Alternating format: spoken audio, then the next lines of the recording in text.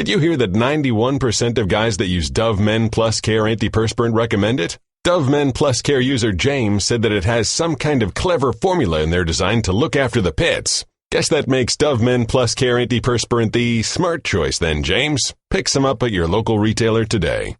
Getting to the bottom of the really important stories, we seem to have gotten to the bottom of the Hackenberg Huddle controversy. Thank God. And I think that we can all rest easy knowing that now. Yeah. Mike and Mike were presented by Progressive Insurance. Our guests appear on the Shell Pennzoil Performance line. Among them, Stu Gotts from the Dan Le Batard Show, who I'm told will be ready in 45 seconds because he's putting his makeup on. So 45 minutes? No, I've been told. I'm ready to go with Stu. I got stuff. I got things. I'm ready to happen here. 45 seconds he for needs makeup? a little time in makeup before Seriously? he can come on our radio show. That's basically what's happening here. Makeup for him is 45 minutes. Stu Gotts. Well, this is a man who's willing to shave his head on the air not once but twice. Good point. And any number of other he still owes me a chest shaving. Is that going to be your next bet with him? No. You've won it already. I won the mini donuts. When I ate all those mini donuts, he shaved his head. He was supposed to shave his chest as well. I don't remember the chest being a part of that It bet. was. He knows. All right, someone will let me know when he's ready to go, when they finish with the foundation, got a little mascara on. All right, here's Stu Gotts. Stu, is it true, an accusation has been levied here that you have not fully paid off a wager that at this point is well over a year old? Golick thinks that from the mini donut bet, that not only did you need to shave your head, but you were supposed to shave your chest, and it hasn't happened. Is that accurate? All right, we don't have audio here, unless I'm the only one. Am I the only one not hearing him? No, someone actually. No one hears him. Pot him up! So let's Pot him up! Can we get a little audio work? Although, you know what? I think you can make an argument that he's better this way. You think? I think Stu Gotts may be better when you can't hear him. Should we read lips and translate? Let's see if we can figure it out. From what I could tell, he was nodding and agreeing. Oh, yeah. He will agree. He's not going to run from it. He knows exactly that he owes me a chest shaving. Well, that bet is a long time ago. It is. So I don't know when exactly it is he's planning on paying this thing off, but I remember where we were sitting. We were in the old studio. Yes, we were. It's got to be 2 years ago now. It's been a while ago, and listen, I leave it up to him as supposedly a man of honor. Maybe I'm overstating that he will eventually pay up on that. Let's try this again. Stu Gotts, do you still owe Golick a chest shaving?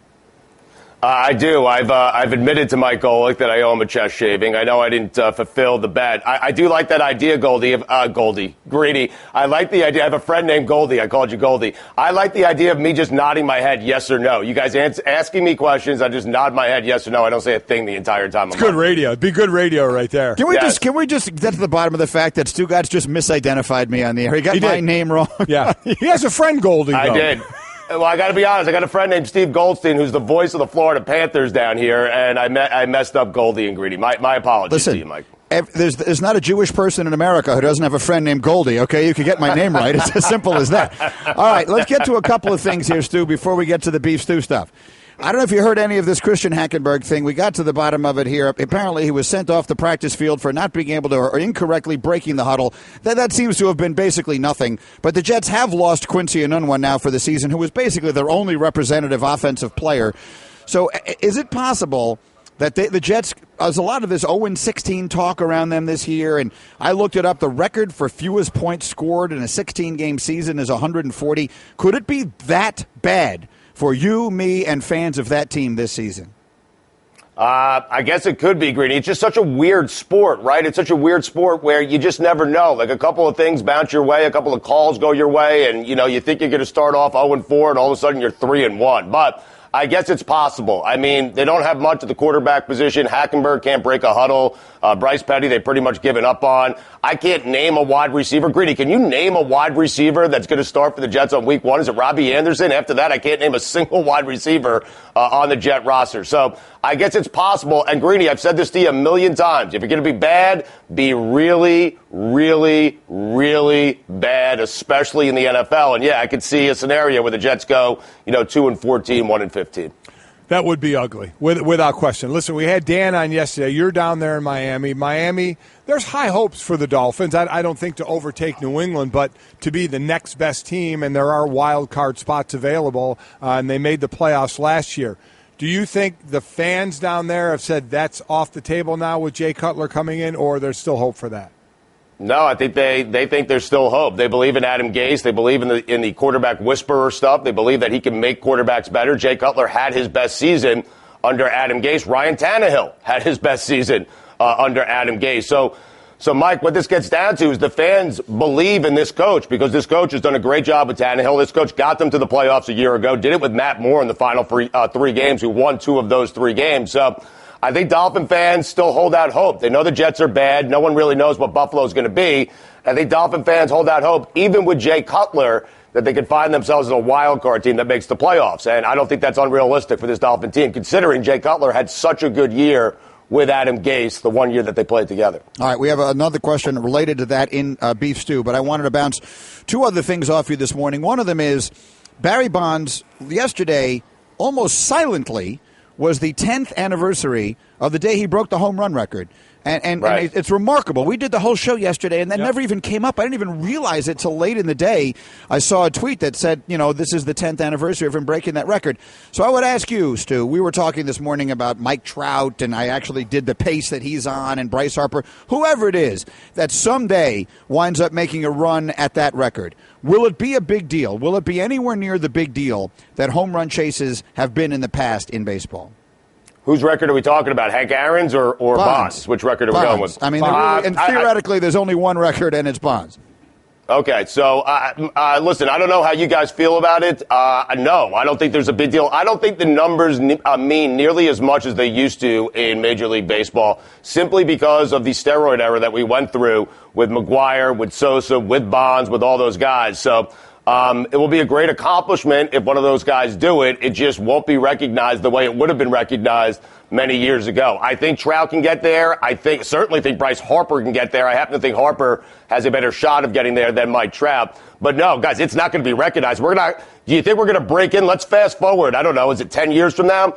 Fast forward. Do you think we're going to break into coverage and go live to, Bryce Harper's at bats or go to Mike Trout's at bats? I don't. We used to do that. I don't think the record means that much anymore because I think all of this is so diluted. No one knows. The mere fact that I'm asking you, Bond's record or Hank Aaron's record, I think that's the question that many fans ask. I don't think that number means as much as it used to mean. I get it, and I agree, but I don't know that would be the case with these guys, right? I mean, we now live in the post-steroid era. These guys are going through the most strict steroid testing and PED testing of any of the major sports in this country. So in theory, this would be the record being returned to a clean holder.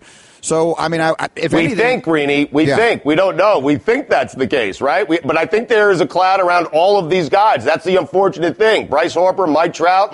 Listen, I don't think either of those guys have taken any steroids, but because of what happened with Sosa, with Bonds, with McGwire, with all those guys, I just think there's a cloud over baseball. And I think because of that, there's always some suspicion out there. And rightfully so. The fans are going to have their suspicions. The media is going to have their suspicions. And because of all that, you combine all of it. You combine what happened years ago with those guys and then fast forward here. I just don't think that number means as much to people as it used to mean. I think people have a hard time dissecting who's clean, who's not clean. What does this number mean? What does that guy's numbers mean? No one knows. That's the big thing. No one really, truly knows. Another anniversary, 25 years ago today, the Dream Team beat Croatia in the gold medal game as they rolled through the Olympics, winning their games by an average of 44 points. We're talking about the greatest team ever assembled. And one of the ancillary things we started talking about was everybody on that team is in the Basketball Hall of Fame except for Christian Laettner, who had a long pro career, had a great college career. And again, it is not the Pro Basketball Hall of Fame. Do you think Laettner should be in the Hall of Fame? He's going to get in the Hall of Fame just because the Basketball Hall of Fame is weird. I don't like how the Basketball Hall of Fame is done. I don't know about you guys, but I don't like it. Like the fact that Michael Jordan's going to be in the same Hall of Fame as Christian Laettner eventually, to me that just doesn't make any sense. I would like for there to be an NBA Hall of Fame, and then if you want to have this Basketball Hall of Fame, I'm okay with that. I mean, I guess Christian Laettner, based on only what he did in college and only what he did going to 4 straight Final Fours, hitting that big shot against Kentucky, one of the greatest college players I've ever seen, he should be in the College Basketball Hall of Fame, and I guess he's going to make it to the Basketball Hall of Fame. But again, I don't like how they do the Hall of Fame. I want an NBA Hall of Fame because if Christian Laettner was up for that, he wouldn't get in. And again, he shouldn't be in the same Hall of Fame that Michael Jordan, Magic Johnson, Patrick Ewing, Clyde Drexler, Larry Bird, Charles Barkley, Karl Malone, Chris Mullin, Scottie Pippen, David Robinson, John Stockton. I did all of that off the top of my head. He shouldn't be in the same Hall of Fame as those guys. Christian Laettner, 4 Final Fours, 3 title games, 2 championships, 2-time All-American, 1992 College Player of the Year. One of the most accomplished college players of all time. Mike and Mike Stugotz is with us. All right, let's do Beef Stew. Stu, do you have more beef with the Dolphins for signing Jay Cutler or for not signing Colin Kaepernick? Jay Cutler was the safe choice, guys. He was the safe choice. I have beef with the Dolphins for not signing Colin Kaepernick. Now, they can hold up the fact that Jay Cutler had his best season under Adam Gase, and Jay Cutler is comfortable in that offense, so there's not a big learning curve. But if you're the quarterback whisperer, if you're the guy that gets the most out of quarterbacks, you get the most out of Peyton Manning towards the end of his career, you get the most out of Jay Cutler, you get the most out of Ryan Tannehill. What's to say? And by the way, the future is murky here for Ryan Tannehill because it's going to be interesting to see what the Dolphins do a year from now when Tannehill, the Dolphins could simply let him go. So if you're the quarterback whisperer who makes quarterbacks better, I'd like to see how that coach would do coaching Colin Kaepernick for an entire season. And because of the age, Colin Kaepernick younger than Jay Cutler, I'm not saying there's much of a difference in talent here, guys. I'm just saying the upside is much more with Colin Kaepernick. And if Adam Gase can do what he's done with those other quarterbacks, and he could do that with Colin Kaepernick, then maybe Kaepernick gets back to the guy that we saw under Jim Harbaugh, and maybe that's the Dolphins quarterback moving forward. I think this was kind of short-sighted. They just wanted a gap for 1 year to get back to Ryan Tannehill. I would have gone with the upside of Colin Kaepernick, see what you have there, and maybe after the season you figure out, hey, you know what? We're going to move forward with Colin Kaepernick as our quarterback. All right, next up, more beef with Tom Brady for not answering a question about whether or not he had a concussion last year, or with his wife Giselle for making us all believe that he did have one.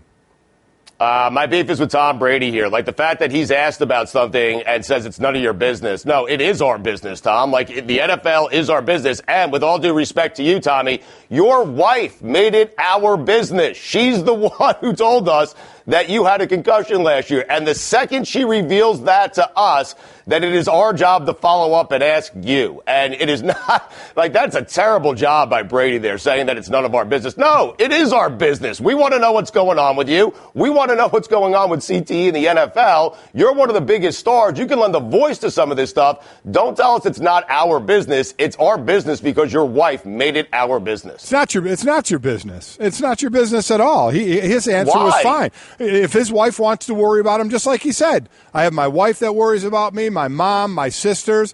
As far as I'm concerned, they can worry about me. Other than that, it's not your business. If he didn't have a concussion, so what's the answer? He had a concussion. He was hiding it. Is that what you wanted him to admit to? He told the team, and they covered it up. Is that what you wanted him to say? Do we know that happened? He doesn't owe you any explanation for that. Well, Mike, aren't you interested? And maybe it's just my bias, against the Patriots because I don't like them and I don't like Tom Brady, okay? But, Mike, don't you want to know, like, if Tom Brady concealed a concussion last year, don't you want to know if he did so or not? Like, isn't that interesting to you? Don't you want to know if the Patriots have a way of concealing concussions that maybe other teams don't? Do that investigation. Did the team cover it up? He said he doesn't want to talk about it. He said it's not your business. It's not his business to say anything if he doesn't want to. Why does he owe you that? He doesn't owe you that. Well, I guess he doesn't owe it to me, but don't tell me it's not my business when your wife brought it up. And I'm tired of investigations. Like, I don't want to investigate that team anyway. Ted Wells is standing by waiting to collect $1 million checks to do some sort of investigation on this. Yeah. Mike and Stu Gatz, here's the last one. And this one hits a little close to home. Yes, it does. Do you have more beef? No. So next week is the fantasy football marathon. Yes, it is. And that was that was the day, that was the 24 hours that put Stu Gatz and Mike Golick Jr. on the map. As far as I was concerned, those two guys' careers at ESPN can be divided into before that day and since that day. It's a big day. And this year, they've been split up. They have. They've been split up, and it's going to be Mikey and Sarah Spain. So here's the question, Stu. Do you have more beef with Mike Golick Jr. for doing Fantasy Island next week without you, or do you have more beef with Mikey doing Fantasy Island with Sarah Spain? I got no beef with Mike Golick Jr. I will never have beef with Mike Golick Jr. I don't think I'll ever have beef with anyone in the Golick family. I love the Golick family. My beef here is clearly with Sarah Spain. Sarah Spain, who is very talented. I'm also terrified of Sarah Spain. But it feels like she controls this entire network. Like, she came down here, she used our platform, we had her down as a guest co-host, and now she's sitting in on Le Batard's show, highly questionable, far more than I am. She is now stealing my thunder on Fantasy Island with Mike Golick Jr. She's on Around the Horn. She's on all the platforms I want to be on. yet I'm not on them, and she is. So my beef is with Sarah Spain, with the exception of this one. This is my domain. If you guys start doing a weekly segment with Sarah Spain, then I'll beef with the Golick family. It better not happen. But I don't have any beef with Mike Golick Jr. And listen, I'll be honest with you guys. I'll happily concede this one over to Sarah Spain. She can have this one. I want some of her other stuff, but she can have this one because I'm telling you, at some point, at like 4 a.m, I started to question all my career and life decisions when I was doing Fantasy Islands. If while she's doing that, you spent 24, 28 hours with Mike, what is she in for as far as from my son's standpoint of just how he's going to be after all that time and maybe the smells that emit from him? Oh, the smell. Just a lot of sounds. And listen, I talked to Sarah this weekend on her Saturday show at ESPN Radio, and I just said, listen, be ready because there are going to be a lot of foul sounds coming out of Mike Golick Jr.'s body, out of his mouth, out of other places you wouldn't even expect. Mike Golick Jr. did not stop eating donuts and candy and Coca-Cola for the entire 36 hours that we did that thing. And I'm telling you guys, you will start to question your life decisions and your career decisions because at one point, I think I was wearing a baby's outfit and sleeping in a crib. Do you guys remember that? Yes. It was bad. It was bad. Yeah, but Golick Jr. is foul, man. He takes after his dad. You know that, Mike. He's going to just keep eating his way through it. I love you. I said that lovingly. I said that lovingly, Mike. I said it lovingly. I'm with you. Listen, you're part of the family, Stu. No doubt about that at all. Thank you. But, you got to eat your way through it. So that'll be interesting. Right. He is Stu Gotts. Don't let me find out that Sarah Spain has a weekly segment on this show. Please don't let me find that out. She starts next week. Exactly right. Oh, okay. God, And not only that, enough is enough. It's in a higher profile spot than yours, and it lasts longer. Yeah. It's the entire 8 o'clock hour every single day, Monday through Friday. That's correct. Oh, man. That's not nice, Goldie. I got to be honest with you. That's what you get for starting the whole thing off by getting my name wrong. All right, that's Stu Gotts, and he's getting ready to go live with Dan Le Batard and company on the newly named Dan Le Batard Show with Sarah Spain. That will be on today and every day. Well played. 10 o'clock Eastern Time every day. Well played. Here on Believe ESPN me, it's not Radio. that far off. It's coming. I feel it, man. Thank you, Stu. Stu Gotts on the Shell Pennzoil Performance Line. Mike and Mike presented by Progressive Insurance. That's the second time you'll recall. Al Leiter, you weren't here that day. I was not here when he called you Goldie. Al Leiter called me Goldie, and I was Goldie. Is it a mixture of Golick and Greeny? No, a lot of people are named Goldberg, and so I'm sure they're known as Goldie. Right. I'm Greenberg, so I'm Greeny. Right. And he got it wrong. Everyone, listen, I said it before. I don't know a Jewish person who doesn't know someone named Goldie. Right. Okay. Everybody goes by Goldie, and I don't mean Hawn. I mean someone whose last name is Goldberg, who goes by Goldie. So, Stewie just fell into that, but that's what happens. You're going to call the host of the show by the wrong name, and we're going to start with the call. pounding. You're going to have an issue. That's going to go on there. And you can feel it that Stu Gotts is worried that Sarah is sort of infringing upon all of his domains. It feels like she's Bigfooting him everywhere. Well, she's better than him. I mean, at the end of the day, if you're just going to line the two of them up and you're going to say, use the little equal to or greater than sign. She's going to get picked in the, the playground thing? Absolutely. Yeah. She's going to get drafted ahead of him in almost everything. Yeah. I want to go back, all kidding aside now, to the beginning of the conversation about Kaepernick and Cutler and the quarterback whisperer idea. Colin Kaepernick has had success on the pro level that is infinitely greater than anything that Cutler ever did. Mm-hmm. So we're sort of judging where they are now relative to each other. Right. The one thing with Kaepernick that I feel like gets lost in all of the other conversation, which, of course, in the bigger picture is more important, but is not actually maybe more relevant from a football standpoint is, do we feel like we never really talk about, if you got him with Andy Reid or you got him with one of these quarterback gurus, of whom maybe Adam Gase is one of them, can he recapture what he was? Because if he could, you're talking about a guy who at one time we were saying, he could be one of the best quarterbacks in the league. I don't feel like that conversation exists anymore. Well, I think Stu Gotts laid it out perfectly of what Miami was looking for, a one-year stopgap for right now. Not to say that they're locked into Tannehill next year, but they'll make that decision next year.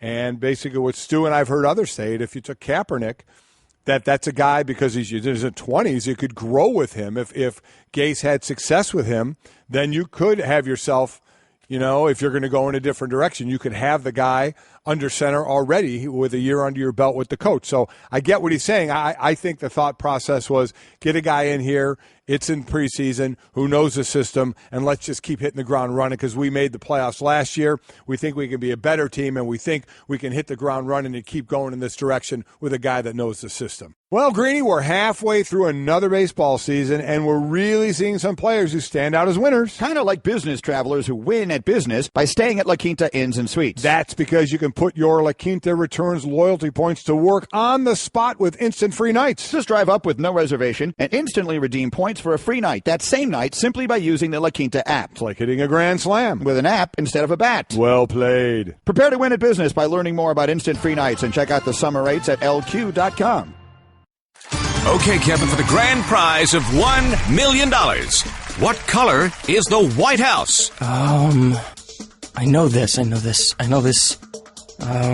5 seconds. Oh, switching to Geico could save you a bunch of money on car insurance? Okay. Judges? That's true, Kevin. They'll allow it. Congratulations. You're a winner. Woo! Geico, because saving 15% or more on car insurance is always a great answer. All right, as I said, it feels like football as preseason games just around the corner here, last-minute decisions taking place, injury news, which is always sometimes unfortunately so much a part of the story, and getting ready to start another season after finishing 12-4 last year. His team actually has the best record in the league since Week 7 of the 2015 season. The head coach of the Kansas City Chiefs, Andy Reid, is back with us on the Shell Pennzoil Performance Line. Good morning, Coach. How are we doing, guys? Good. Doing well. We're doing great. And just give everyone a general sense of what this is for you. Again, it's a lot of years you've been doing this now. And what are the emotions and the feelings and the enthusiasm and the excitement for you relative to perhaps earlier in your career as you show up at Missouri Western State University, get training camp going in earnest, and now get set for your first preseason game?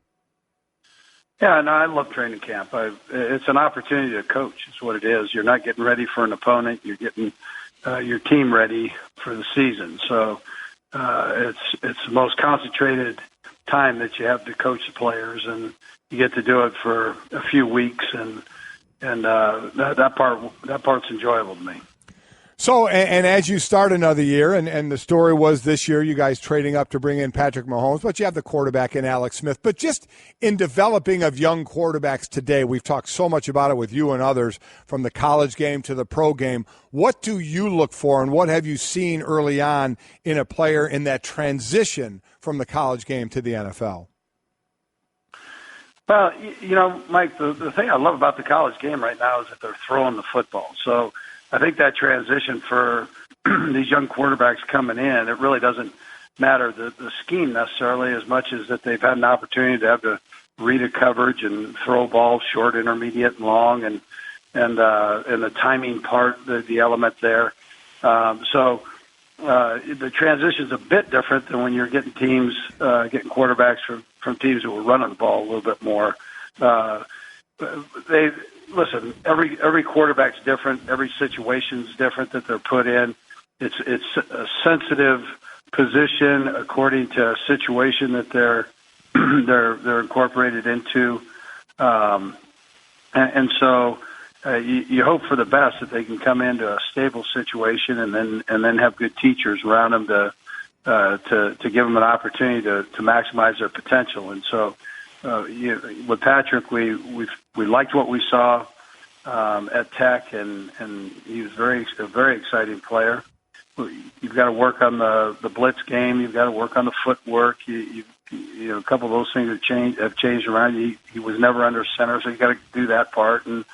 But he was coached well there, and he's got a pretty good grasp of football in general, and that part's exciting to watch him grow every day here as he goes through camp and our installations. You know, so when people look at different teams in training camp, a lot of times you look at the headlines and kind of get a gist of what's going on, and then you just see a headline, Patrick Mahomes has 3-interception day at Chiefs practice. Is that a misleading thing? I mean, when you just read something like that and say, oh, boy, he must be struggling, is that a misleading thing to think? Yeah, well, this is what I tell the quarterbacks is test the water. I mean, do it here. That's why we're here. So get used to the offense. Get used to what you can get away with. And so if it's a keyhole throw that you're trying to put the ball through the keyhole, then let's do it here. And if it's not working here, at least you have an idea of that route and what you can maximize out of that route. And yeah, so I'd tell you yes. I'm not opposed to interceptions at practice if they're making the right reads, the progressions are proper, and then you can tell you've been around it long enough. You can tell when they're just trying to fit it in and see what they can get away with. So as we're talking to Andy Reid, head coach of the Chiefs, as we're getting ready for the first preseason game, I hearken back to my first preseason game as a rookie, a 10th rounder, so, wasn't guaranteed certainly anything. And players know, as you know, Andy, more than anybody else, kind of the pecking order of who kind of belongs where. As you get ready for the first preseason game and you have young players looking to try and make a mark, what do you tell them? How do you have them approach their first real action now against somebody else who's playing in the NFL and trying to make a team? Yeah, absolutely. That's a great question. I give the players, I tell them everybody's going to play. As long as you're healthy and you're able to play, you're going to have an opportunity to get in there and play this first preseason game. Nothing's guaranteed after that, but this one, we're going to give you an opportunity for your efforts to get on tape, and it gives us a chance to see you in one more situation that's important to your profession. So, but on the other hand, I'm a cut things back so that these young guys, they're not doing a lot of thinking, and they can get out there and play and show what they're all about and athletically. So I explain that to them. Shoot them straight with it. You relax, go play. Now, obviously, the juices are going to be going when the lights are on and the fans are there and all of that part is going on. It's a little different tempo, and like you said, the other guys are trying to make the team, but the best you can. Let's not do a lot of thinking. Let's go play and see what you got. Andy Reid at Chiefs camp, where you have Michael Vick working as a coaching intern. What are you hoping to get from him, and what are you hoping he gets out of the experience? Yeah, how fun's that, man? I mean, he's to see him working to take the next step in his life. He's retired officially now, although he looks like he still can play. But he's officially he has retired, and what you see with players is they're kind of looking for that next step, and particularly the quarterbacks. They're smart guys, and they sit back there and they have opportunities to do different things, whether it's in the media or coaching, whatever it might be. And so that's where Michael's at right now. He's in that transition stage. He was coaching high school football and back home, and he was enjoying it. And I've stayed in touch with him. I said, well, listen, just why don't you come up here and do our intern program and see if you like it? And he was all fired up about that. Came up. Players have loved having him here. And he jumps in and he talks to them and communicates from a player standpoint what he's been through, not only been through as a player, but also as a person, and how he sees the game and so on. So it's been tremendous having him there. When you guys brought him in and you talk with him, is this something that he wants to do? Is this a profession he wants to get into? Well, potentially. He said he wanted to be on the Mike show. He just wanted to jump on the head. But then I said, hey, I tried talking him out of it. He's just looking at different avenues to take now that he's done playing. I guess a final thought, because we know that you need to run to a meeting here. If you're looking for a way to get your team ready, you certainly start with the right kind of game. It's like these college teams that schedule huge opponents. You open on a Thursday night at Foxborough, where they'll be, putting up a flag in New England. So how does that change, if at all, the equation of getting ready to start a season when you know that's your opener? Yeah, how great is that, man? I mean, it didn't get any better than that. So that's what this is all about. That's why we're in this thing, to get an opportunity to play the best, and you wish that was every week, that you just had an opportunity to get out there and battle against the world champions. So they got a great football team, they got a great coach, and you love that part of it. That's what this is all about. That's why we're all in it. I know Mike Golick talks about that all the time. That you're one. In theory, you're one of the best in the business in the world, really. 1 out of 32 people in the world, whether you're a player, a coach, it doesn't matter. You're 1 out of 32, then you get to play the best out of the 1 out of the 32, and you get to start your season that way. That's at a great venue in New England there. So we're excited. Andy, we always appreciate a few minutes of your time, and best of luck as you start your 100th year in the league. Good luck, Andy. Thank you. All right, guys. Appreciate it, man. Hey, everyone, Mike Golick here. Support for Mike and Mike podcast comes from our friends at Rocket Mortgage by Quicken Loans. Chances are you're confident when it comes to your work, your hobbies, your life. Rocket Mortgage gives you that same level of confidence when it comes to buying a home or refinancing your existing home loan. With Rocket Mortgage, you can apply simply and understand fully so you can mortgage confidently. To get started, go to rocketmortgage.com/Mikes. Equal housing lender, licensed in all 50 states, NMLSconsumeraccess.org number 3030. Mike and Mike, we're brought to you in part by DraftKings. Try daily fantasy for free at DraftKings. Use the code Mike now at DraftKings.com. We've been talking about the acquisition of Jay Cutler. Will that be a guy that you go out there? Cutler feels to me like a guy, any of us who play DraftKings, and you and I both do. Yes, we do. You know, he's one of we're all looking for that, a quarterback who's not going to cost you a fortune, who is going to give you a couple of weeks, who's going to put up big numbers. I believe Cutler is going to be better than most people. I'm a little taken aback at how down on the Cutler signing a lot of people seem to be. I think it's a good move. I am too. Some call it a knee-jerk. I can see it a little bit because this is a team that is not tied. They're not married to Ryan Tannehill. And has he done enough in your eyes to say after this year you load him up with a big deal and he is the guy? No. So that's why there are those that say, you know what? Colin Kaepernick has more upside than Jay Cutler. So if you look beyond this year and maybe think he, instead of us having to start over a quarterback, a guy who's been to a Super Bowl, and we have a guy in Adam Gase who a lot of people think is a really good to great quarterback coach. Maybe we should have taken the chance on the 20-something quarterback who's had big game experience, who certainly has pocket issues, no doubt about it, but you were a really good coach that maybe he could develop and be the quarterback. I see that side of it. This was oh my God, Tannehill's done. We have a playoff caliber team. Who's a guy that can come in and hit the ground running? And that's Jay Cutler. But that's the right thing to do. No. I'm not saying that's the wrong. I'm just saying I understand other people that are saying, hey, let's also look at the long term, because it's not one or the other. Let's just not say if Colin Kaepernick came in, they wouldn't be able to win because he couldn't step in the first day of practice and call the play. There would be a learning curve and process for him, but he would have 4 preseason games. He would have time to learn it. Matt Moore could be the guy for a little bit if need be. So it's not like it's one or the other. You either have Cutler that can step in right away and play, or, oh my God, Kaepernick's going to have to learn a whole new system, which he would, and maybe he would struggle with that, maybe not. I don't know. But in the long run, people are saying maybe they would have been better off there if Kaepernick could have learned it, helped them this year, get back to the playoffs, and then showed enough promise with Gase to be their quarterback of the future. I see what you're saying, but I can honestly tell you that if I'm sitting where they're sitting at the beginning of August, looking at a season with the talent that they have on that football team, I'm not thinking about 2018 yet. Listen, I'm thinking about trying to win this year. I agree. That's why I like the signing of Cutler. Me too. But I understand those that are thinking, you know what, you can. I guess that's my point as well. They're not mutually exclusive. They still could make it to the playoffs with Colin Kaepernick as a quarterback this year. They could. It's not like, they won't because he doesn't know the system. That's ridiculous to say.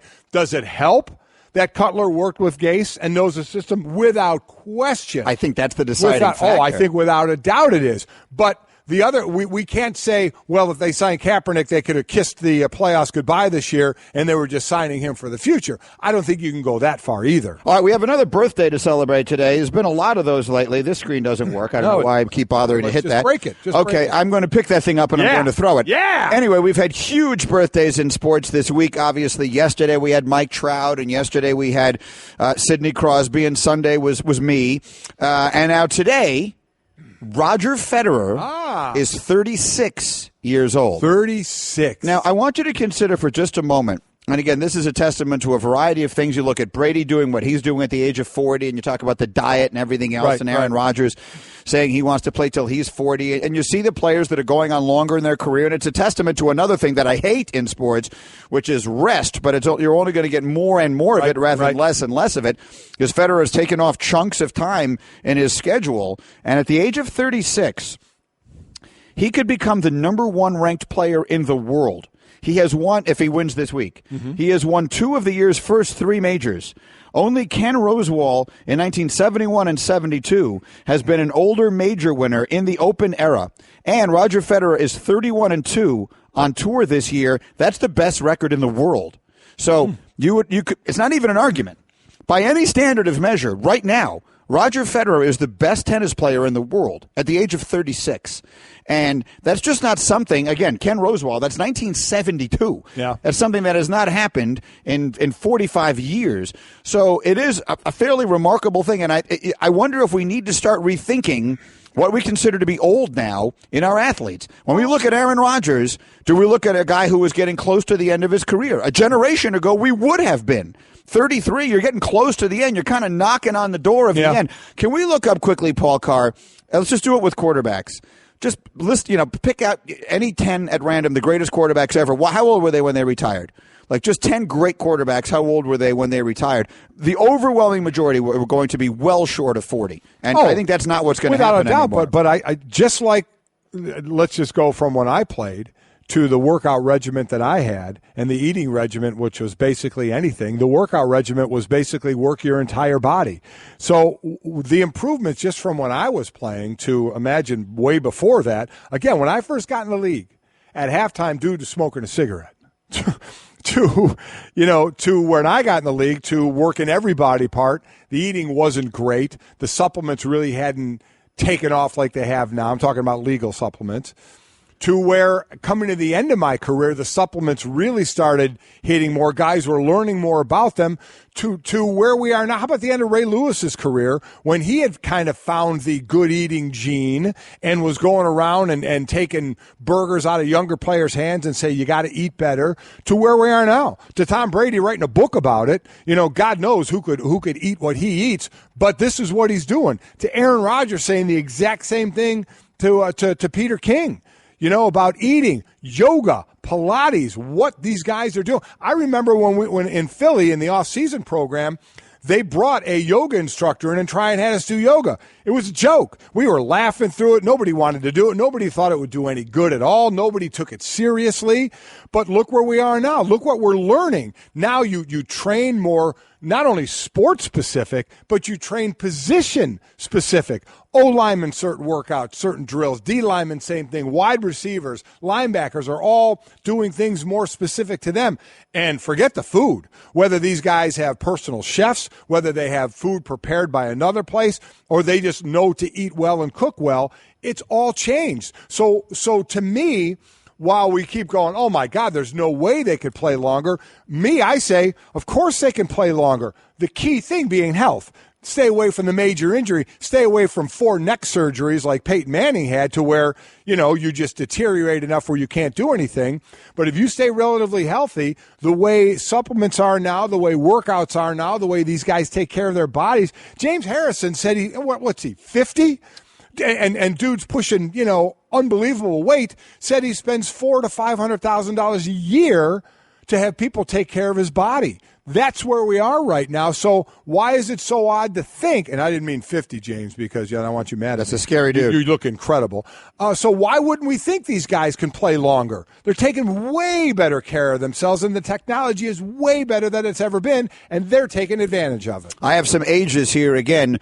If Tom Brady's going to try and go in uncharted territory, he is going to try and do something this year that has never been done before. I'll give you a bunch of numbers that'll get into that. We got Shefty still to come as well on a very busy morning, starting to feel like football with Mike and Mike.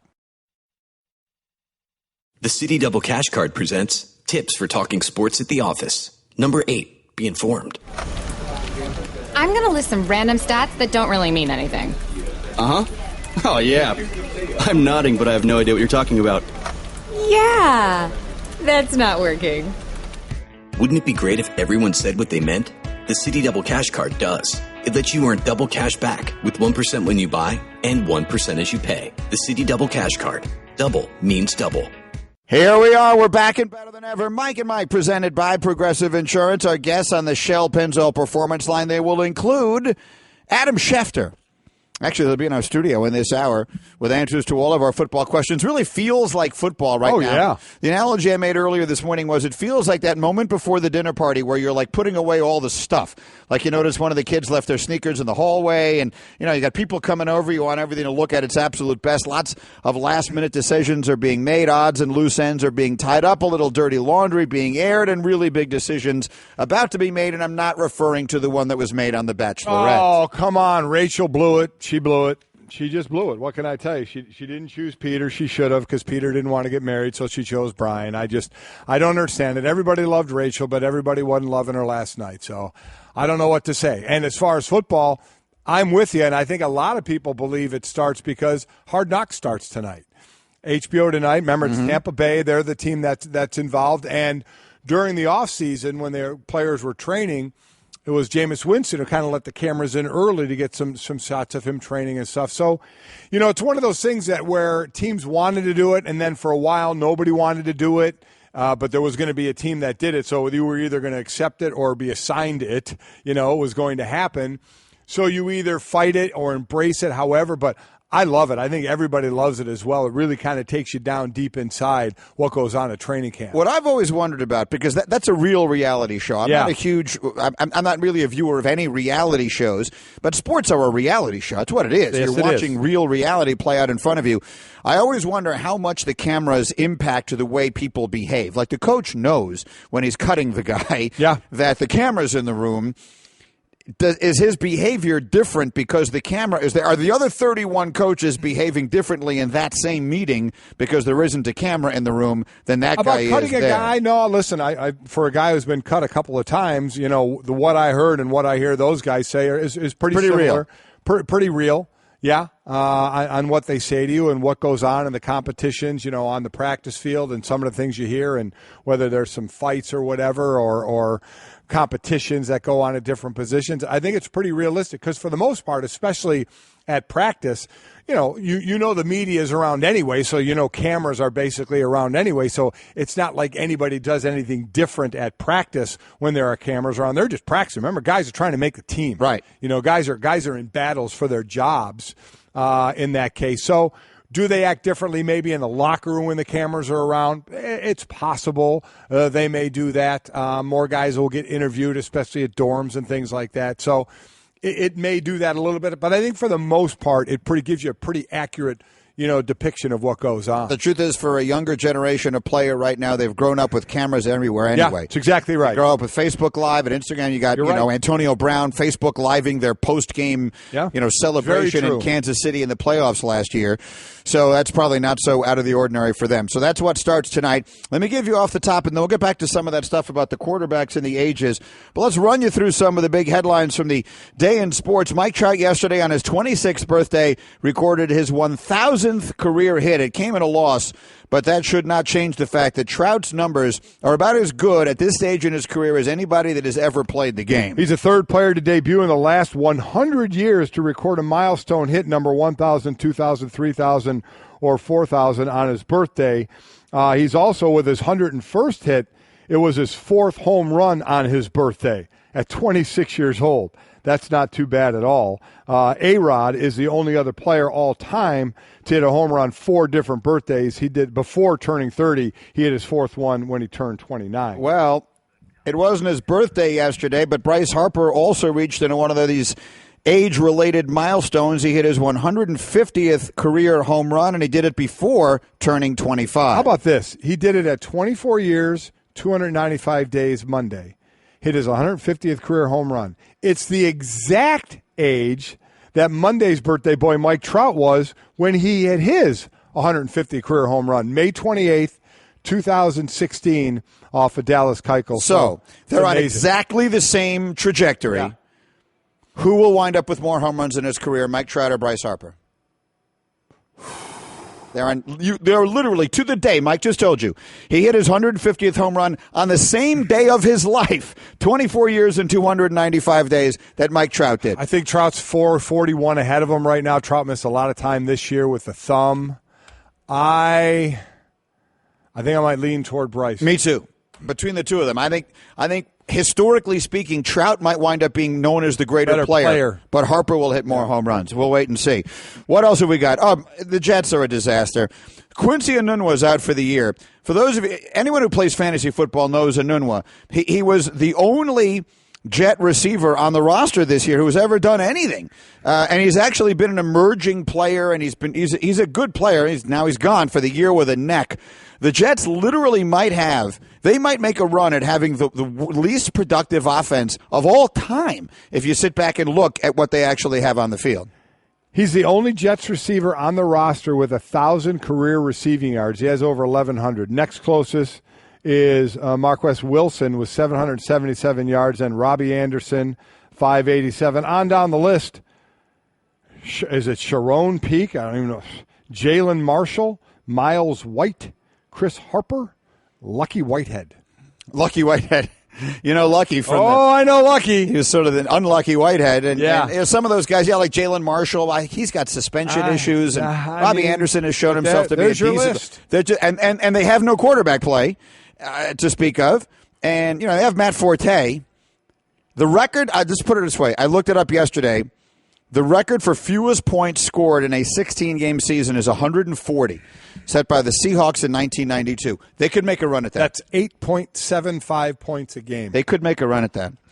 Elsewhere, Brandon Albert wants to play, and the Jaguars may not let him. So it's sort of an unusual story we have working here. Jags traded for him in March. They traded a 7th-rounder. He was with the Dolphins to come be their left tackle. He didn't show up to any of the offseason program. He was there for the first couple days of training camp.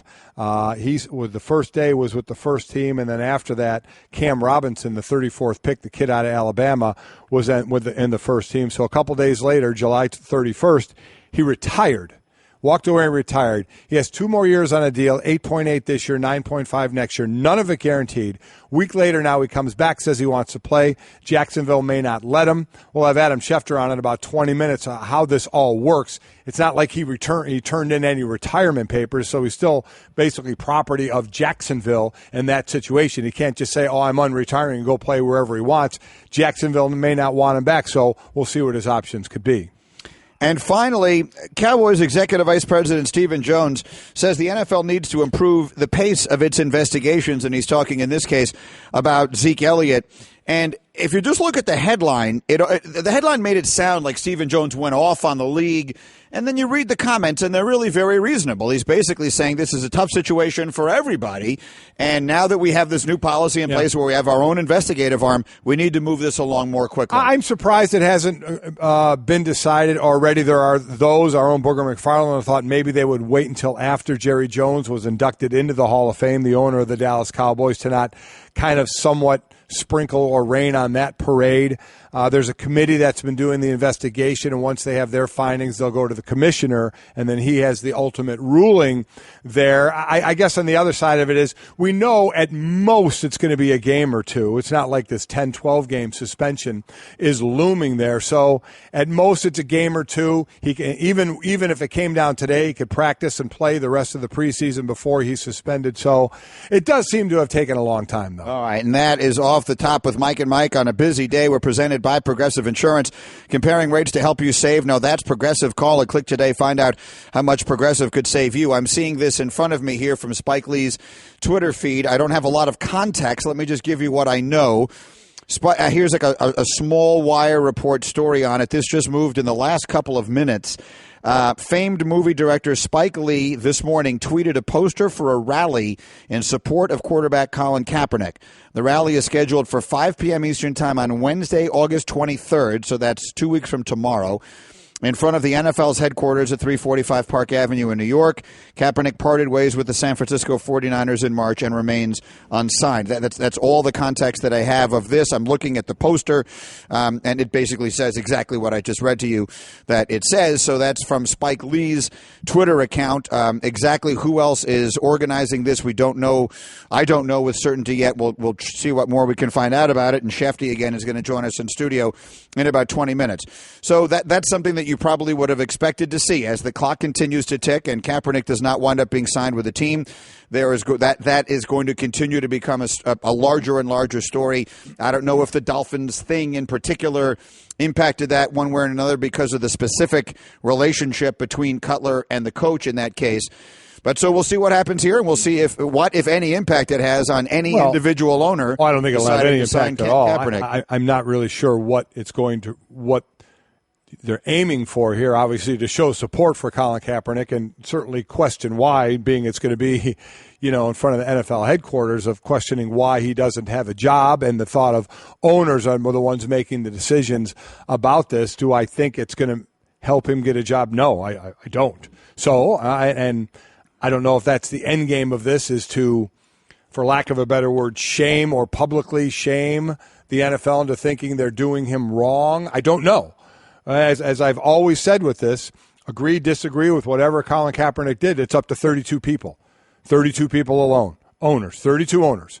Some want him, some will say sign him, and some won't. So that's what it comes down to. So do I think a rally in front of the NFL headquarters is going to force an owner to say, we better sign him now? No, I do not. But certainly, we'll see who shows up at this rally, where it goes, and what's said there. But as far as impact is concerned, I don't see inside the NFL headquarters them saying, oh, my God, we really better do something right now. Somebody sign this guy. I don't see that happening. I don't know. I really have no idea what impact this will have, because I think you have that part of it right. This is not a league thing, unless you believe that the league has created an organized boycott or blackballing, is the right word, of Kaepernick, which I do not believe. I do not believe that either. Not an organized collusion type of blackballing. If you want to call X amount of individual owners making their own decision that they're not going to sign him blackballing him, then if you want that to be your definition, so be it. I just think it's 32 individual owners' decision, and more than a few of them are saying we're not going to sign him on our team. Again, I don't have any numbers, so it's dangerous to speculate. But I believe that the majority, if not the overwhelming majority, of NFL owners would not sign him under any circumstances. Their quarterback room could be empty. I think there are some teams in the NFL that would punt on first down before they would sign Colin Kaepernick to be their quarterback. I do not believe that to be the case with every team, but there are teams that don't need a quarterback, and so exactly right. and we'll never know. The bottom line of it is, until someone signs him, we'll never know. It looked like it was going to happen in Baltimore. That thing went sideways in one of the most ridiculous ways. I thought of bad fashion. Me too. Completely agree. I thought it made all the sense in the world in Seattle, and that it would have felt like a logical place if you just look at Kaepernick, his skill set, the offense they run, Wilson, sort of thing. That felt like a place that it might have worked and might have made sense. So I have no idea what it'll be. We'll try and get more information on this for you as we can. But that much we know from the Twitter account of famed movie director Spike Lee, a poster for a rally in support of quarterback Colin Kaepernick scheduled for 5 p.m. Eastern Time, Wednesday, August 23rd, in front of league headquarters on Park Avenue in New York. We are Mike and Mike, presented by Progressive Insurance. Again, Shefty coming up in studio, our guest on the Shell Pennzoil Performance Line, and we'll see if he can add anything to all of that. Meanwhile, back to what we were talking about a minute ago. For those of us who've been covering sports a long time, and even if you haven't been covering it, if you've been following sports a long time, you're sort of trained to think of a certain number as being old. Like an athlete gets old at a certain age. And this may be changing right in front of our eyes. Today is Roger Federer's 36th birthday. By any and every standard of measure, Roger Federer has been the best male tennis player in the world this year. He's won 2 of the 3 majors. Mm-hmm. He has the best record. He's 71-2 on tour. And if he wins this weekend at the event this week, he will be the number 1 ranked player in the world. So there's not a whole lot more than that you can say. He's the best player in the world at the age of 36. That's unimaginable. A guy like Jimmy Connors played and was still competing at the highest level late into his 30s. But he wasn't the best player in the world anymore when he was late in his 30s. And most of these guys in tennis are done in their early 30s. I'm looking in football here. This is the retirement age of other great quarterbacks. Troy Aikman was 34. Now he had concussion issues. Steve Young, 38. Montana, 38. Elway, 38. Marino, 38. Peyton Manning, 39. Johnny Unitas played till he was 40. Favre, 41. Warren Moon is really the standout at this. He was on a roster till he was 44. But only 3 quarterbacks have started 10 games in a season after turning 40. Moon did it twice. Vinny Testaverde did it once. Brett Favre did it twice. So again, if, for those who believe that Tom Brady is just going to come right back and be Tom Brady again this year and continue to be one of the 2 or 3 best quarterbacks in the league now, again, he's the greatest ever, but right now he's one of the 2 or 3 best still in the sport, a candidate for the MVP and lead his team to championships. I'm not telling you we can't do it, but I'm telling you he'll be doing something that has never been done before. Yeah, and it's not as shocking to me as it seems to be to you and to others to not think that the natural progression with, again, proper food, proper workouts, proper supplements, that you can't physically be in better shape as you're getting older. Again, this is barring injury, and he's had the one major injury, and I'm sure a bunch of nicks here and there, but the one major injury that kept him out with the knee. So if you can relatively stay healthy from that aspect, it's just better now. It's generational. Thank you. It gets better. It just does. So it's not as shocking to me. I think he could do it for 3 more years, this year and a couple of more years, still be right near the top of his game. I mean, now he may take it to the extreme when you read about the diet. Again, he's going to come out with the book and all he is doing for that. But you find things that work now, like Aaron Rodgers said with yoga or Pilates, or you find something that works for you. We had the Hasselbecks in here. You had Matt and Tim both saying how they trained differently.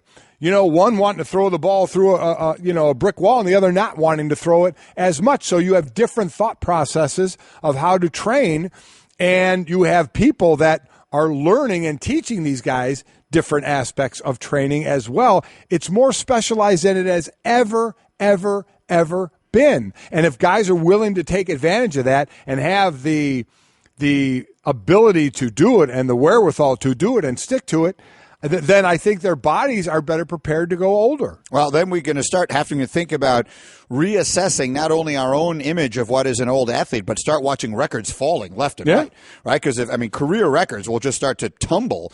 Records that lasted a long time because there was basically a finite period of time in which you could play. If that all of a sudden the back end of that thing gets pushed out 3, 4, 5 years, like a guy like LeBron. LeBron is 32, right? So our vision, mine at least, of his biological clock is that he has 2 seasons left, maybe 3, where he could still be the best player in the world. But is it possible that he'll still be the best player in the world at 37? Even in a sport that athletic, 37, 38, could he still be the best player in the world? That one, man, the physical grind on those guys. You saw Kobe doing it at a later age, but he started getting the injuries. And that starting getting injuries at that older age is going to wipe you out. Well, it's going to end everything so much quicker. I've never believed it. Now, look, I've got doctors telling me I'm wrong. So, I know I am. But remember, Kobe was playing all those minutes and playing so much, and then his Achilles went. And I had a million doctors tell me I'm wrong. There is no correlation between those two. It had nothing to do with it, and there was no causality there, and I'll still never believe it. That a guy that old putting that much strain, but now that's one of the things they're factoring into all of this is the rest. Yeah. These guys are not resting to win the championship that year. They are resting to prolong their That's careers. the other part of it, and that's where I remember Roger Federer skipped the entire clay season to rest. We've heard, I don't even remember his name, there was a free agent in baseball was visiting teams and asking them about how the teams sleep, when they get their sleep in, the rest in. It's all dialed in so much now. I mean, it seems now from what we understand with NBA players as far as going out and partying and stuff that for the I'm not using the broad brush here, but a lot of them don't do a lot of that anymore. They are taking care of their bodies a whole lot better. I mean, you look at the money that you could make, and I think that emphasizes it in all the sports. I think that could be a factor. I mean, the money is ridiculous in all the sports, so I think some of it is players are saying, man, I need to take care of myself, put myself in good shape the best I can be, and I can get a big chunk of this money. No 40-year-old quarterback has ever started a Super Bowl. Brett Favre is the only 40-year-old quarterback to start a playoff game in the Super Bowl era. He started 2 in the year 2009, losing in the NFC Championship game to the Saints, a game they never should have lost, but that's neither here nor there. The point of it is that's the only guys ever to do this. I mean, if Brady's going to do it, he'll be the first ever to do it. He'll be the first 40-year-old quarterback ever to start in the Super Bowl, and he is the quarterback of a team that is an overwhelming favorite. I don't doubt him doing it. How about Drew Brees? We think Drew Brees had the one major injury with his shoulder, and it was his throwing shoulder. But he certainly hasn't stopped him the last few years. We know that.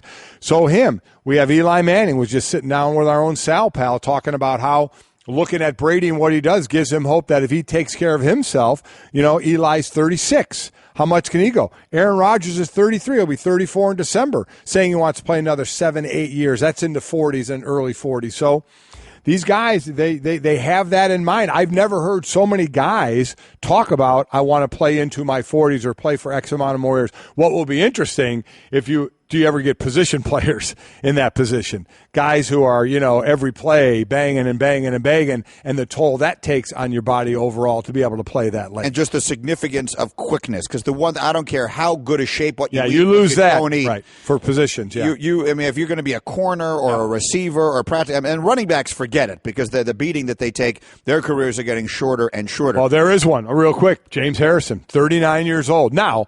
He was certainly a Pro Bowl player a lot, and I don't know, it's tough to say you're sitting there, because we're talking about Brady still being as good as he was. We probably can't say that about James Harrison, but you're talking about a linebacker. You're talking about a guy every single play banging heads with somebody at 39 years old, but we also know what he puts into preparing himself year in and year out.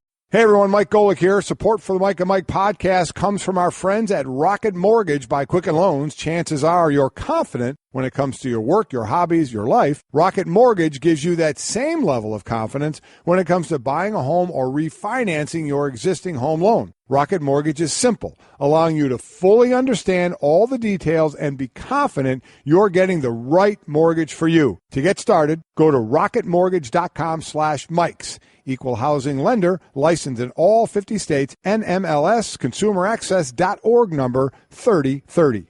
Daddy, where do babies come from? Honey? Mommy went to the store. Oh, well, you see, there's a mommy and a daddy, right? Right. And see, when they call Geico, they could save a bunch of money on car insurance. Oh, really? And that makes them happy? Yes, that makes them very happy. That's good. Yeah. Well, I'm glad we could have this talk, Sunshine. Geico, because saving 15% or more on car insurance is always a great answer. All right, we are Mike and Mike. We'll get Adam Schefter in here for you shortly, looking at some of these other numbers. I was just reminded as I was looking through the packet that we get the PGA Championship this weekend, which the final major of the year, of course, which always makes me sad in a way, wistful, because it feels like the beginning of the end of the golf season. In fact, I can't watch it. You don't feel wistful at all at the end of summer? Like, does the end of summer not give you a wistful really feeling? No. See, it does me. Because I love fall.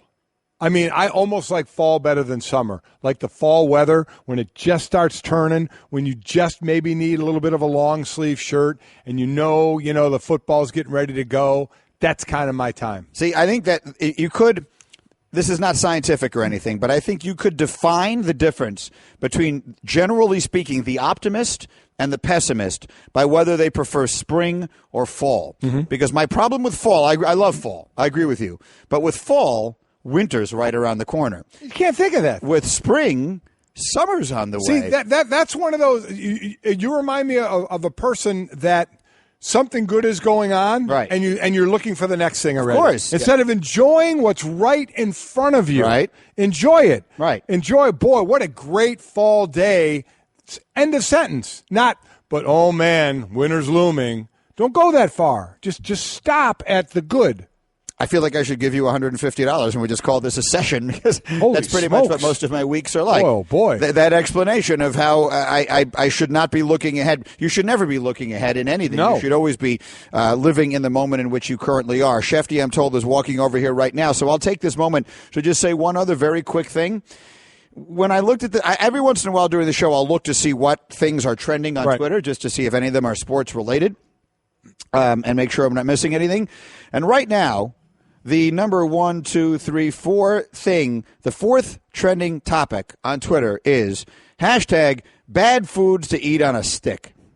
And am I the only one who sees that and thinks we have too much time in our hands in America? Like, how in the world is it that's the number 4 trending topic? I agree with you completely because the answer is none.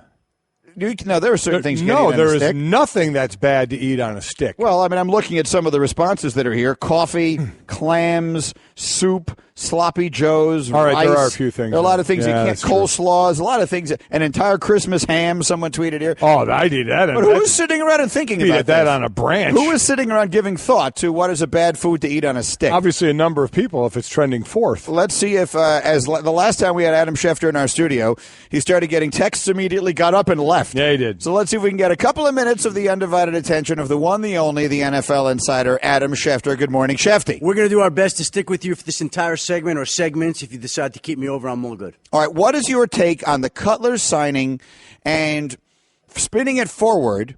What, if anything, it means for Ryan Tannehill's future in Miami? Look, Ryan Tannehill was a question mark coming into this season anyway. So I think what this does is it gives Jay Cutler the advantage to go in there. And if Jay Cutler plays well, they'll try to re-sign him to a long-term extension after the season. If he struggles, if he's mediocre, if he flounders at all, they'll move on. They'll see how Ryan Tannehill is doing. But the Dolphins are in quarterback limbo, like a lot of teams in this league. And it's up to Jay Cutler to get the first chance here to try to solve their quarterback issues. And if he can do that, then I think he has a good chance to stick around the Miami area. And if not, maybe it's Ryan Tannehill. Maybe it's Kirk Cousins. Maybe it's somebody else. You just don't know. But they're in that same quarterback situation that a lot of other teams are being. Cutler was the best case scenario for this franchise at this time. It's not perfect. It's not ideal. But it was the best they could do. It was like Teddy Bridgewater going down last year. The Vikings trade for Sam Bradford, who had worked with Pat Shurmur, who was on their coaching staff. Ryan Tannehill goes down. They could sign him without having to give up anything to another team. He's worked with Adam Gase. Adam Gase believes in him, and we'll see what Adam Gase can get out of him. Whenever there's a quarterback opening, Colin Kaepernick name gets brought into it, and we were just reading about this rally August 23rd in front of the NFL headquarters for Colin Kaepernick. So that's going to go on. We don't know what it's going to be like, but the bottom line is, do you think there can be external pressure enough put on the NFL, which seems odd because it's individual teams, not the NFL as a whole, to somehow change this situation? I don't know about that. I'm skeptical about that. Again, I know the league can step in and help influence certain things, and I know there are people who think that the league has done that in the past in certain isolated cases. But again, I think when we look at Colin Kaepernick, there have been teams this offseason where the coaching staffs and front offices have been interested in making a move with him. And there have been other factors, people above them, that have weighed in and decided that they didn't think it was the right move for their organizations to make at this point in time. So when a rally like this happens, it's going to bring added pressure to the NFL to try to make something happen, but it's also going to have the other effect too, and I think it's going to serve as another alarm to some of those people who are going to have to sign off on this to say that if we sign this guy, this is the type of attention we're going to get. And I think that that's what every team has been weighing every time his name comes up. Not only the player you're getting, but the attention it's going to bring. And it's going to bring a lot of attention. It's in an apolitical way, a little bit like the Tim Tebow situation, that anybody that was going to sign Tim Tebow was going to get the circus coming to town as well. And it's the same thing here with Colin Kaepernick from a political and much more sensitive standpoint here. And so we'll see. I agree that this is not if there's a belief on some people's part, and I don't have documented evidence of this, but I do not believe this is a league organized collusion situation. I think these are 32 individuals making the decision that they don't want this on their team. They don't want this whole situation on their team. So I don't know exactly what impact any of this external pressure will have on any of the individuals who have to make this decision. Now, I do believe there are owners out there who would be interested in signing or would be willing to sign Colin Kaepernick on their team, and maybe as it happens, they're not ones that have teams that need quarterbacks right now. Again, I don't know this for sure. Maybe there's no owner that would do it. You would know that better than I would. Let's look at it like this also. It's August 9th. Right. Teams have filled their roster spots. For Colin Kaepernick to get work, I think it's going to take a team suffering an injury. Baltimore had one. There were people on that staff that wanted him in that building. There are other people who didn't. The people who didn't, their voices were stronger, their power heavier than the people who did. So he didn't wind up going to Baltimore. But you're at the point in the year where it's going to take something like that. It's not all of a sudden some team's going to say, I think I'll go sign Colin Kaepernick. This is not March 9th. This is August 9th. We're 2-3 weeks into training camp. Teams are moving forward with the rosters they have and the players they have. He's going to step in now, and he's had to learn a new offensive system. There are different challenges that come with signing a player at this time of the year.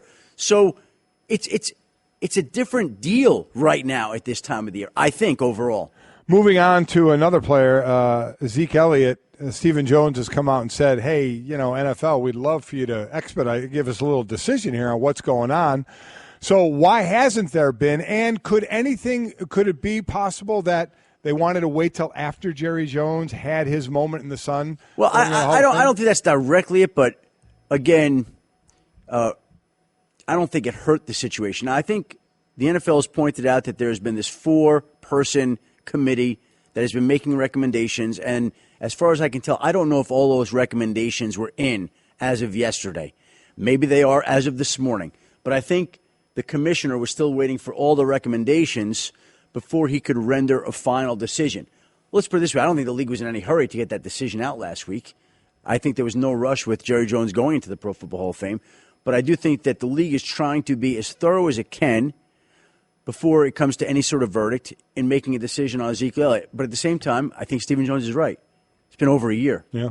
Over a year. They formed a report that was over 100 pages. They've spent hundreds of thousands of dollars on this investigation. Either he did do something or he didn't. I don't mean to make it so black or white, but what's taking so long? It's crazy. Mike and Shefty's in our studio at the Straight Talk, brought to you by Straight Talk Wireless, best phones, best networks, no contracts. I saw this news yesterday about Quincy Enunwa of the Jets, and who was basically the only representative wide receiver they have on the roster on a team that doesn't have almost any other skill position players. I mean, an aging Matt Forte and major questions, to be kind, at the quarterback position. And I thought to myself, they could make a run at having the worst offense that we've ever seen. Is it conceivable they could be the worst offense that we've ever seen? I mean, that's a bit of a stretch and a bit strong in the record preseason. is 140 points in a 16-game Was that season. Seattle? The 92 Seahawks. I watched that team in action and could not believe how inept they were. And I believe their quarterback, for a part of the time, Stan Gelbaugh, if I'm not mistaken. This Jets offense is not exactly going to be a juggernaut, Greeny. And the question remains how bad they can be. And you just wonder where that production's going to come from.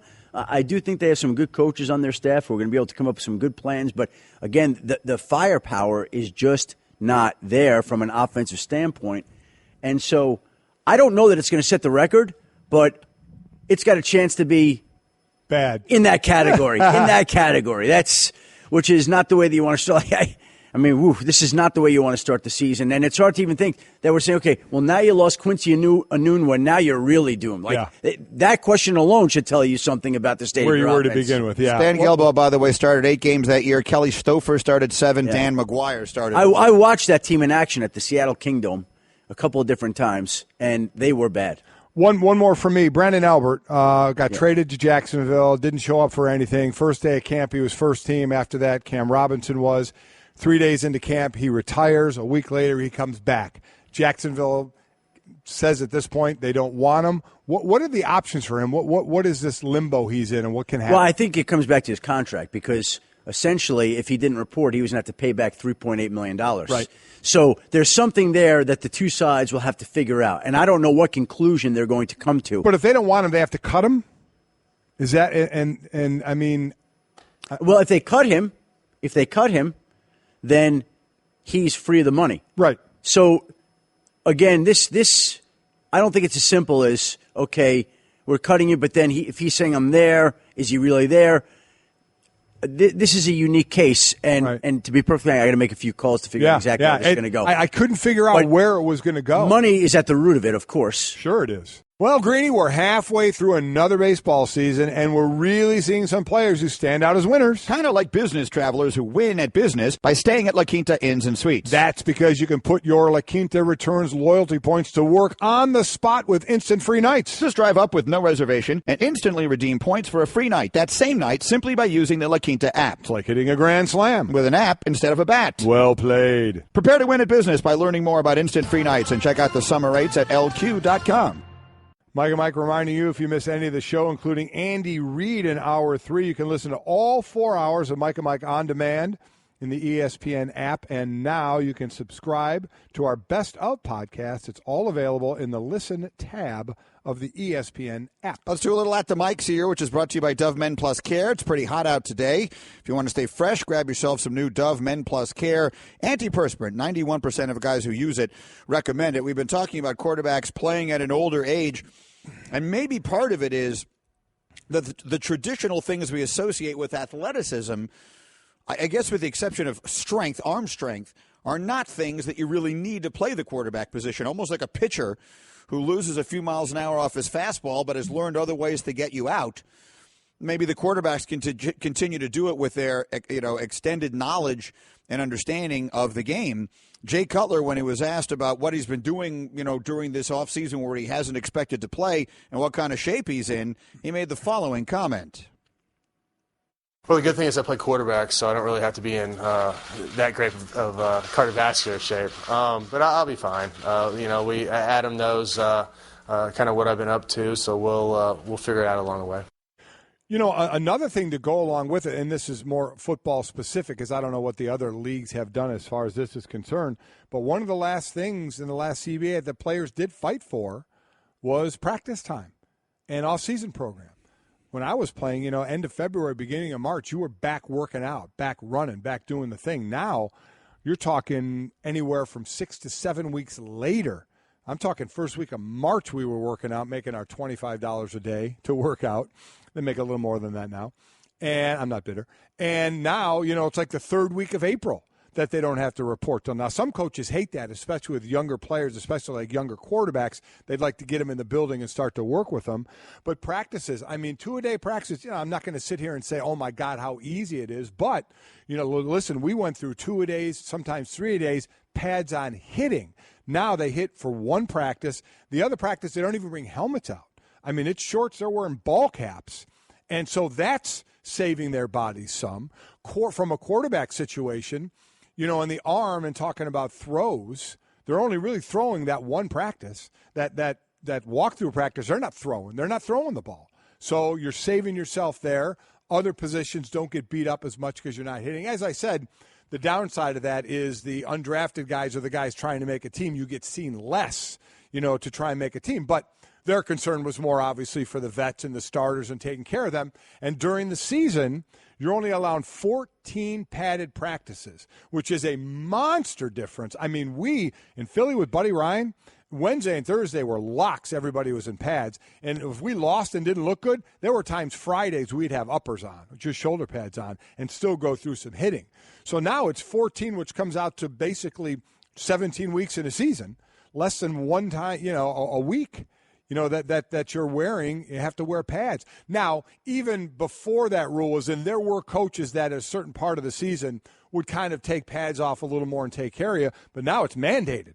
Now you just can't do it and get away with all that hitting anymore. So it is things like that can have a cumulative better effect on players. And so we're seeing players playing later and later. And if you were to sit and make a list of the biggest stories going into the NFL season, whatever you want to quantify as on-field stories. The Colin Kaepernick situation, I think, right now is the number one story in pro football going into the season. But as far as on-field questions, I think can Tom Brady continue to play at this level might be at the top of the list. To me, three things I think of. Brady, can he keep doing that along with this team? Just how good can Oakland be? Because we all had high hopes for them before Derek Carr went down. And Derek Carr back with his new deal. They have a lot of talent. And was the third one you're going to say, will the Jets go 0-16? No, not at all. Right now, I'm getting up and walking The away. third one everybody talks about is there going to be a sophomore slump with Dak Prescott, and what about the Dallas Cowboys? Is it going to be, the Giants who beat them twice in the regular season? Are they going to be the ones, for this season, or will Dallas be able to continue what they were doing? Well, they play each other in their traditional opener, and Zeke Elliott may not be there for that. We'll have to wait and see. All right, this was fun today. Thanks for being with us. See you back and better than ever tomorrow. Same time, same place. Rachel, poor decision.